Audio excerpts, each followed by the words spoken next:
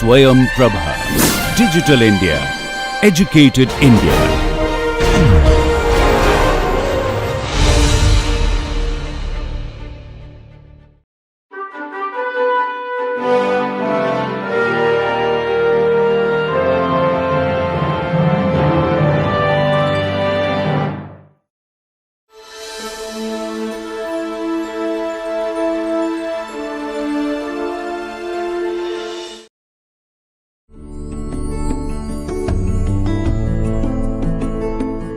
Dear viewers, in this session, I will discuss on the various methods of map overlay, auto-spatial correlation and network models. Map overlay. Integrating two or more different thematic map layers of the same geographic area is a common operation in GIS analysis. The technique of map overlay has many applications, such as visual comparison by overlaying a map showing only hospitals on a road network map to answer the query that where are the hospitals located. In this case, no new data set are produced.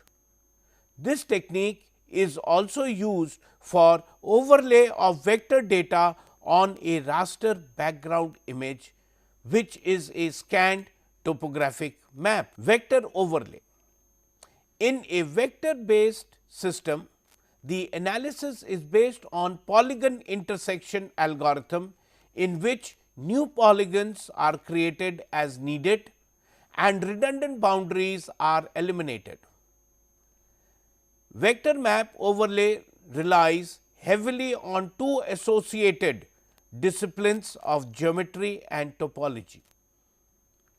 The data layers being overlaid need to be topologically correct boundaries, so that lines meeting at nodes and polygon boundaries are closed. To create topology of a new data layer produced as a result of the overlay process, the intersection of lines and polygons from the input layers need to be calculated using the required geometry. In this particular slide, what we find is that a vector map showing different classes of residences adjoining a business area. This can be classified as class A residences, class B residences and the business center. However, what we can do is we can generalize the information and we can merge class A, class B residences and say this is residential area, and on redefining the features, the net result is that we will now get a bigger area, which will now have a feature classification of residential area, which is general, which does not typify what category or class of residences are located and where they are located. It just shows the residential areas and the commercial areas, that is commercial area is the business area has been redesignated as a commercial area. So, this is what we call it as merging and redefining of features. Vector overlay. Vector overlay, there are three main types of vector overlays. These are point in polygon, line in polygon and polygon on polygon. So, let us look at each of these one by one. Point in polygon. When it is desired to locate a point with respect to polygons, that is in which polygon a point lies, point in polygon overlay is used. The figure in the next slide shows two data layers containing wells as points and soil types as polygons.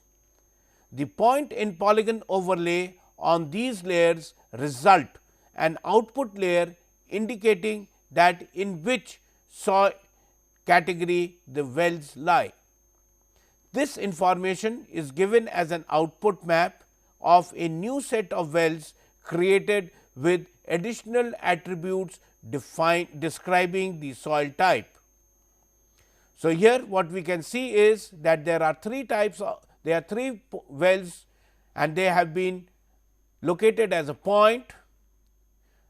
We have the soil map, which is a polygon map, and it shows two categories of soil, sand and clay. And when we undertake this overlay process of point in polygon, it tells me that well number 1 and 2 are located within sandy soils, whereas well number 3 is located within clay type of soil. So, having done this operation, we will now have a attribute table information, wherein there would be two types of information. One would be the well ID and the second is the soil type associated with it.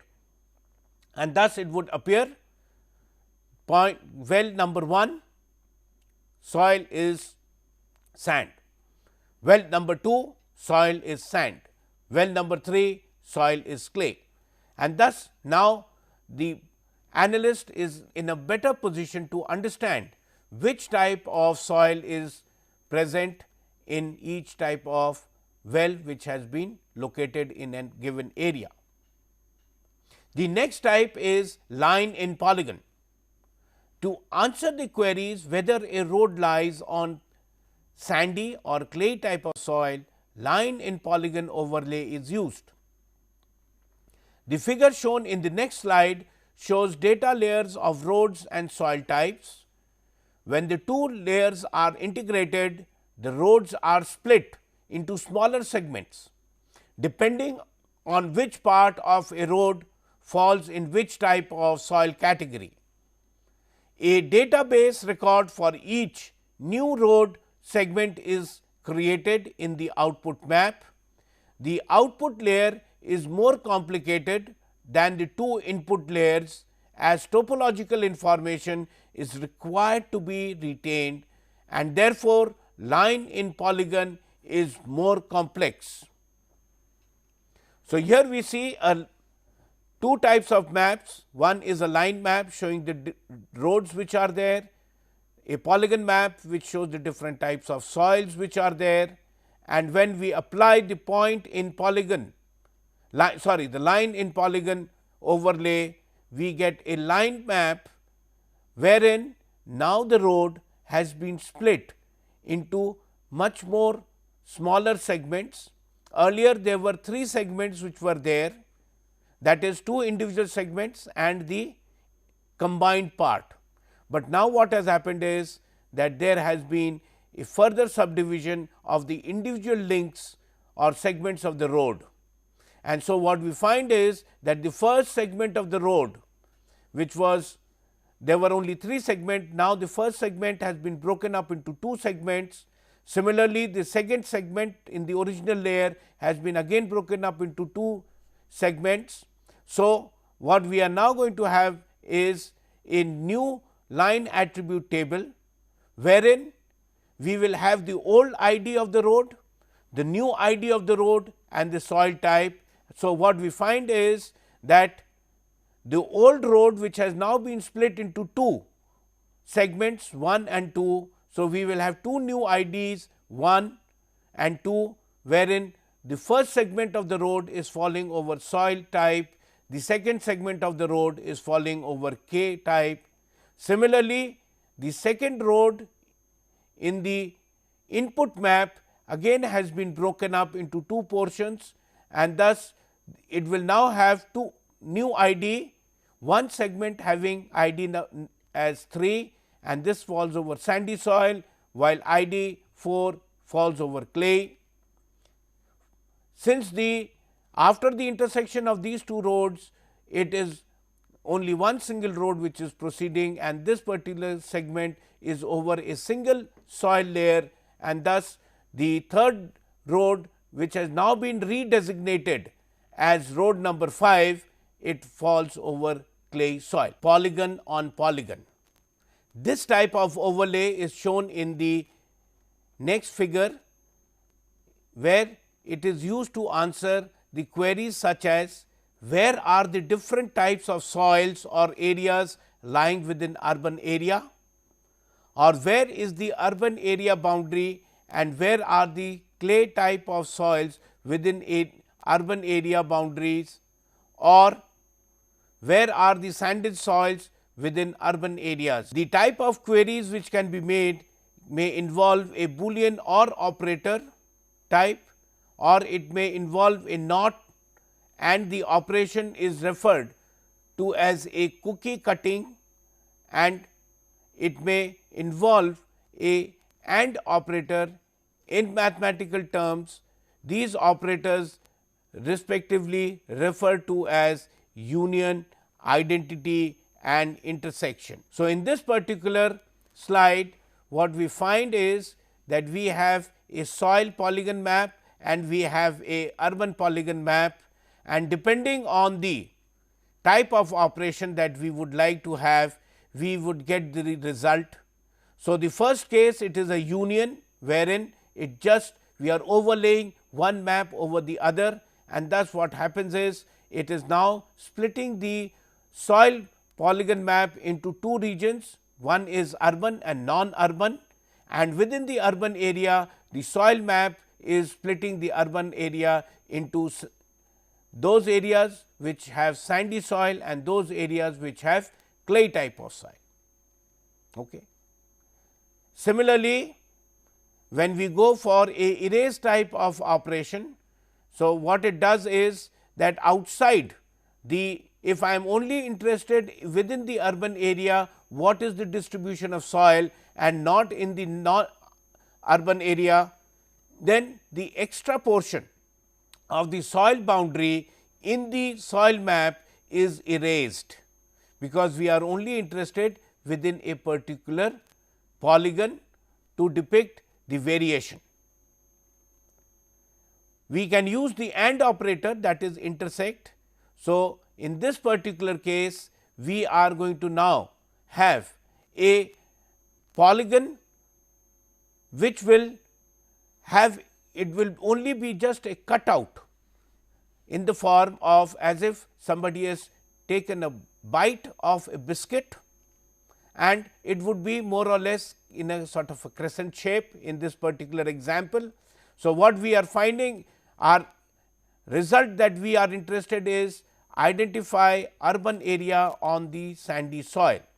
We are not interested in any other type of soil. So, the net result is only that portion which satisfy the condition, that is urban and sand both are present, highlight that particular portion. So, the same is shown in this particular case. The next type of map overlay is raster overlay. In a raster based system, cell input data represent the raster data structures. A single cell represents a point, a string of cells represent a line, and a group of cells represent an area. Raster overlays employ mathematical operations such as addition, subtraction, multiplication or division on the individual cell values of the input layer to produce an output data. This requires appropriate coding of features represented by points, lines and areas in the input data layer. For example, wells are represented as 1 in the well layer map, while sewer lines are expressed as 2 in the sewer line map. In the land use map layer, the coding may be 3 for wheat, 4 for forest, 5 for clay soil and 6 for urban, while all the cells having features of no interest may be stored as 0 in the data layer. If the codes assigned to different land uses in different layers are same, the interpretation of the results become different. What we are now going to perform on a raster overlay is a operation which is equivalent to vector overlay point in polygon. since well is a point and the wheat area where there is crop being grown, this is a polygon. What we would like to find out is identify the well which is within wheat areas and identify the well which does not fall in the wheat area. So, what we do is we take two raster maps, undertake the task of subtraction of addition, and this yields a value, that is, in the output map all those points where wheat and well both exist, this will now have a value of 4. Areas having only wheat, they will have value of 3, well is equal to 1, and where there is none, then it would be 0.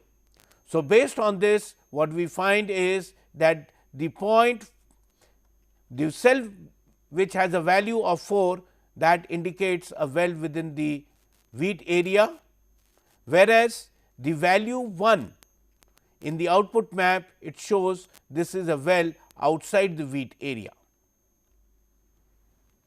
Similarly, we can perform vector inline polygon overlay, that is, I can take a sewer line map and take a urban map and superimpose. Here the sewer line map has a value equal to 2 and urban has been provided a value of 6. So, wherever sewer line is in an urban area, it will have, the cell will have a value of 2. Wherever the sewer line is not on urban area, it is going to have a value of 2. Urban areas with no sewer lines, this will have a value of 6, and where there is neither urban or sewer line, it will have a value of 0. So, what we find is that those cells which represent sewer line and fall within urban area, they will have a value of 8. So, we can see there are 2 cells which are having value of 8, that means these indicate that sewer line is passing through the urban areas, whereas value of 6 means it is urban area with no sewer line, or value of 2 means sewer line not falling within urban areas, and 0 means there is neither urban nor sewer line. The third operation, similar to vector operation that we have carried out, that is polygon and on polygon. So, what we can do is we can take a soil map and we can take a forest map. In the soil map, we may identify information regarding the clay type of soil and other type of cells where value of 0, there it is a feature of no interest. Similarly, wherever there is forest, it has been designated, the cells have been designated a value of 4, whereas non-forested areas have a value of 0. So, when I undertake the process of overlaying, the net result is that forest on clay will now have a value of 9, while forest not on clay soil, this would be 4, clay soil not in forest, it will have a value of 5, and neither it would be 0. So, when we look at the output result, we find there are 3 cells which have the condition of forest on clay soil, whereas all others are different type of conditions which are there. As we have seen in the previous examples, we were dealing with informations which were unique in nature, that is, a single type of information was being carried out. However, larger cell values were being assigned. This operation can be made a little more simpler, wherein objects of interest can be provided a value of 1 and the rest cells are provided a value of 0. So, this would now result into a very unique form of data representation, that is, wherever the union or the presence of both the information is there, the value would be 2, whereas in all other cases it would be less than 2. So, we can very simply make a deduction of the desired area. A further simplification could be that instead of undertaking a addition operation, we can undertake a multiplication operation, and this would still be better, because wherever the cells which contain the desired information, there the value would be 1 and all other would be 0, a image which we call it as a binary image of bit level 1, that is consisting values of 0 and 1, like operating a electric switch having condition 0 and 1. The next type of spatial analysis is spatial autocorrelation.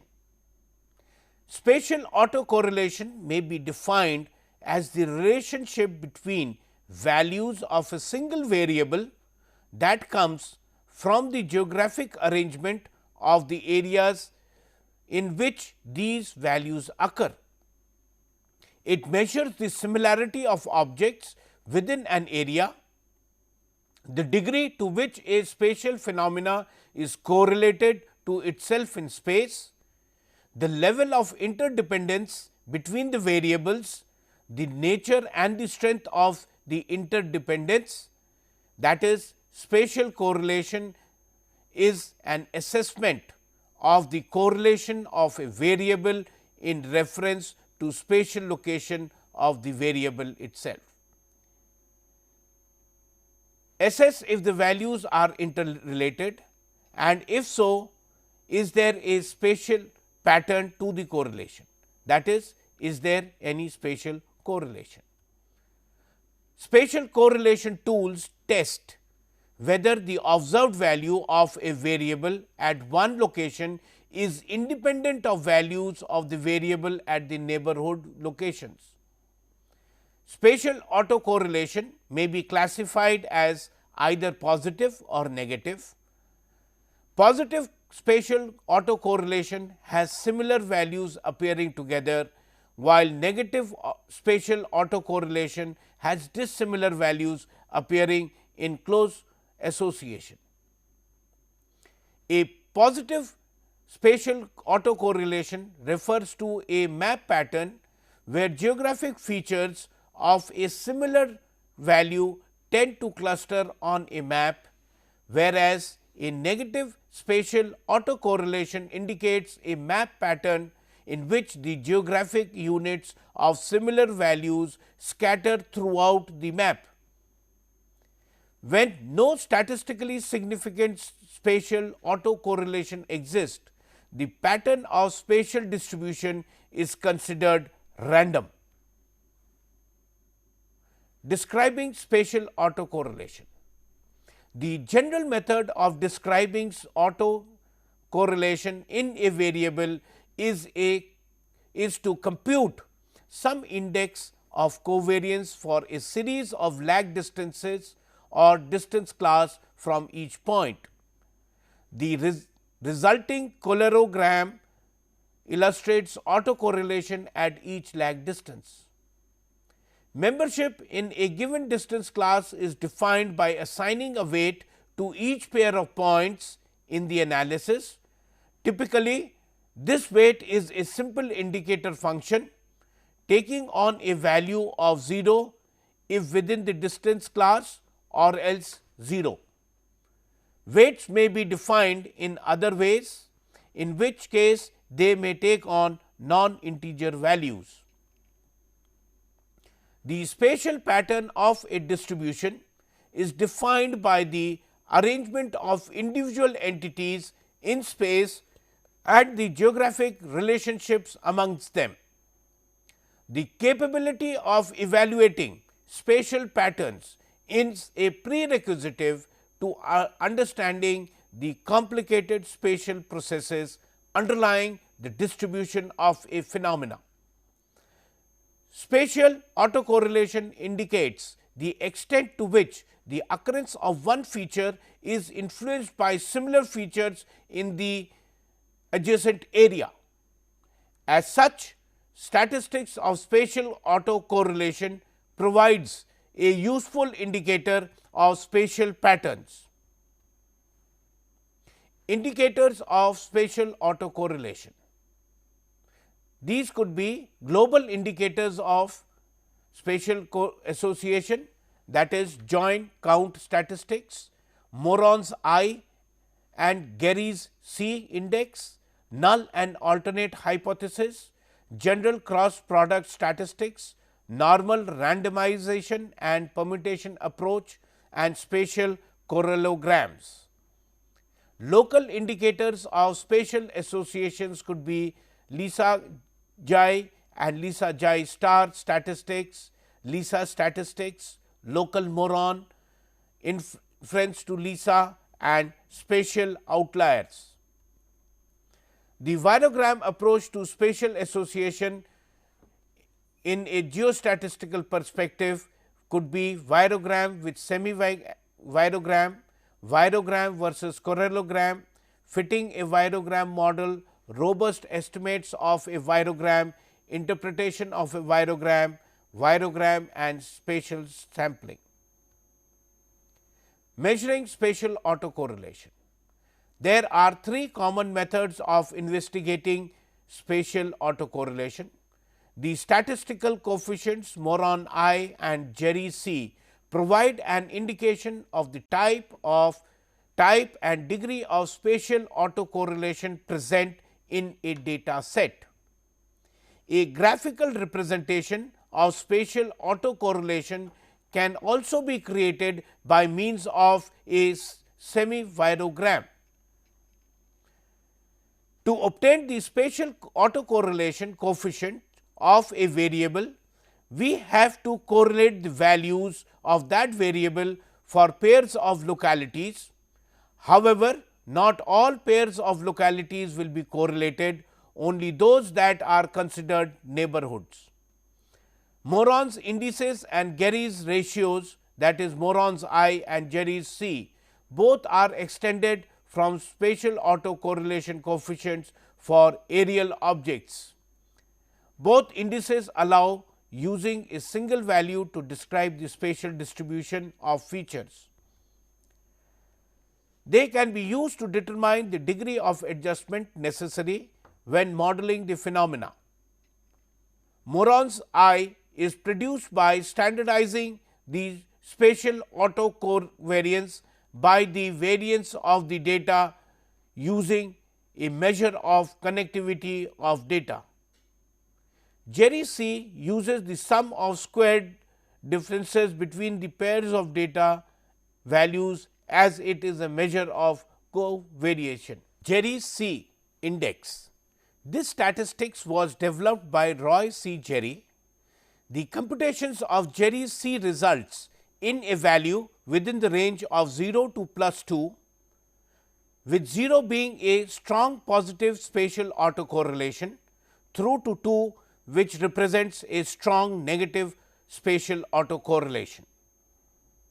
Jerry C can be defined as n minus 1 double summation of W I j multiplied by the square of the difference of x I minus x j divided by 2 W divided by this multiplied by the summation of x I minus x bar whole square, where n is the number of observations, W I j is the distance or the spatial lag between pixels I and j, x I is the dn value at the location I and x j is the dn value at location j. Moron's I. Measuring the correlation, that is simultaneous change in values of two numerically valued random variable among the neighborhood observation in the pattern is done using spatial autocorrelation statistics Moron I. Moron's I is defined as a measure of the correlation amongst neighboring observations in a pattern. The computations of Moron I is achieved by the division of the spatial covariation by the total variation. The general formula of computing Moron's I is n over double summation of wij multiplied by the double summation of wij multiplied by x minus x bar multiplied by x j minus x bar divided by summation of I to n x I minus x bar whole square, where n is the number of spatial units indexed by I and j, x is the variable of interest, x bar is the mean of x, and wij is the matrix of spatial weights. The resultant values are in the range from -1 to 1. Positive signage represents positive spatial autocorrelation, while the converse is true for negative signage, with a 0 result representing no spatial autocorrelation. It has been found that the Moron's I is inversely related to Jerry C, but it is not identical. Moron's I is a measure of global spatial autocorrelation, while Jerry C is more sensitive to local spatial autocorrelation. Then we come to the next type of analysis procedure, which is the network analysis. In the context of GIS, a network is defined as a set of interconnected linear features through which resources can flow. Common examples of network include highways, railways, city streets, canals, rivers, transportation routes such as for garbage collection, mail delivery, school buses, and utility systems, for example, telephone, electricity, water supply, and sewage. There are many spatial problems that require the use of network analysis for their solution. Use of network analysis: to find the shortest path in terms of physical distance or least cost that can be followed to visit a series of features in a network known as path finding, to assign one or more positions of a network to be served by a facility or business location called as allocation, to find all portions of the network that are connected with the movement of a particular feature, that is city's transport, called as tracing, to depict the accessibility of a location and the interaction that occur between different locations based on a technique known as gravity model. This is widely used in economics, geography, engineering, and urban planning, known as spatial interaction.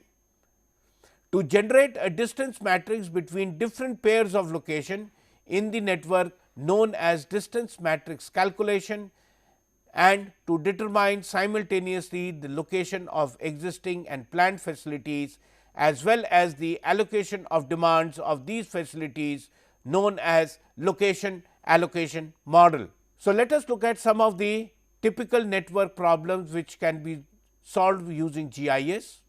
First is the shortest path problem. The shortest path, which is the shortest distance or the least time path between 2 points in a on a network, is defined by proximity analysis in a GIS, raster GIS. Impediments to a travel are added to a raster grid by increasing the value of the cells that are barriers to travel. Then the result is obtained as least cost route. Vector GIS network analysis of finding shortest path is more flexible and provides a thorough impediment analysis such as restrictions and congestions in traffic routes. Route tracing. Route tracing through network analysis is required to identify the resources with special reference to stream networks and services such as sewage system and cable TV networks. Other applications are determination of streams contributing to a reservoir, customers serviced by a particular sewer main, or clients affected by a broken cable. The key concept in route tracing is the connectivity of network links at network nodes. Knowledge of direction of flow is an important factor for route tracing. Therefore, each link in the network must be associated with a direction of flow that can be defined at the time of digitization process by keeping the directions of the digitization and flow same.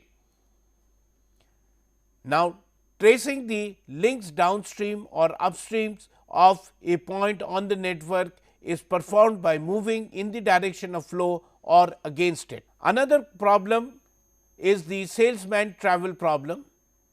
A salesman may be required to visit a specific set of clients in a day for which he would like to know the best, usually the quickest route that he can follow to finish his job.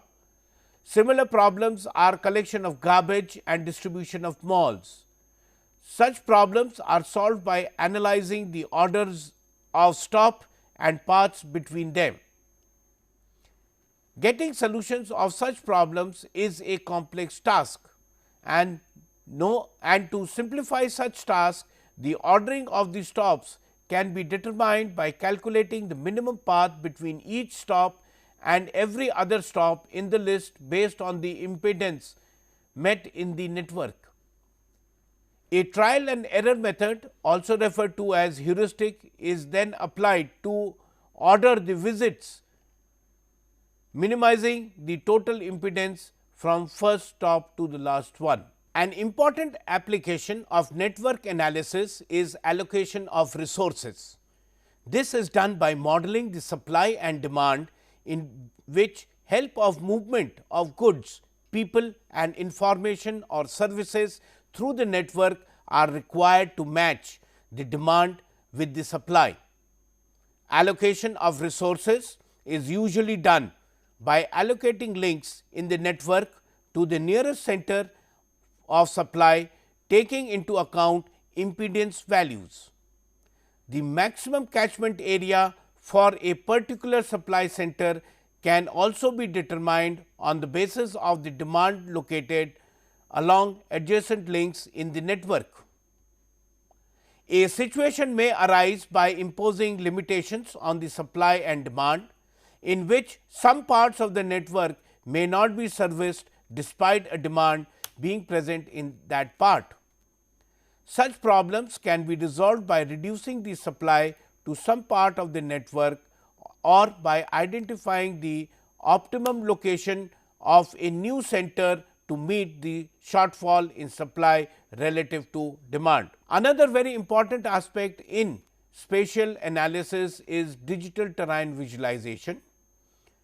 Visualization of DTM in the context of GIS has two primary objectives. First, to communicate geographic information and to provide a means of data exploration and hypothesis refinement, and therefore, it is an integral component of DTM. Visualization means representing relevant terrain information about a given geographic area that results from the analysis of the characteristics of that geography and related spatial phenomena. There are numerous well developed techniques and some are being developed. These techniques have been classified according to the dimension of the graphical display and have been represented below. Two-dimensional visualizations of terrain. The most conventional and commonly used method of digital terrain visualization is using contours. This method is a quantitative approach of representing 3D terrain in two dimensions. A major drawback in this approach is that an inexperienced map user finds it difficult to visualize terrain in 3-dimensional terrain from 2-dimensional representation. As a result, different methods have been developed to create a 3-dimensional impression of relief using contours. Methods of representing the 3-dimensional information is through analytical or automated shading methods. Hill shading methods of 2-dimensional terrain visualization is based on the principle of applying illumination to the surface normal vector for the DM or tin as shown here. So, in this case a light vector has been projected onto the ground surface, and based on the orientation of the ground features, different shadows or shades are being provided, and this helps in the creation of the third dimension. Similar principles, but different in algorithm, is applied in hill shading using DEM. Hill shading is referred to as a qualitative method of two-dimensional terrain visualization, and therefore, numerical values of elevations cannot be measured from the display. 2.5 dimensional visualization of terrain. It is possible to simulate 3-dimensional terrain from a 2-dimensional display through the use of clever graphics. However, technically a 2.5 dimensional display is basically an isometric model. In an isometric model, the principal axis x, y and z are equally inclined to each other, and the scale along these axes are also same. Therefore, 2.5 dimensional visualization, though being relatively easy to implement from programming point of view, it does not create the impression of visual depth. Classical uses of 2.5 dimension approaches are frame wire diagram. So, this particular slide shows a 2.5 dimensional visualization of the terrain, wherein the twisted form of the wires help in the viewer to visualize the change in the curvature or the slope of the ground. A more realistic perspective of the terrain is created by draping other kinds of images on the 2.5 dimensional model. However, with the development of powerful computer graphics softwares and hardware, 3D dimensional terrain visualization has become possible, superseding the 2.5 dimensional visualization. So, here in this particular figure, we find that over the wire diagram another information has been overlaid. This can be an aerial photograph or it could be a satellite data. With this, I have now discussed all the method of modern techniques of surveying. In my next session, I would discuss some of the applications to highlight the utilities of these techniques. Thank you.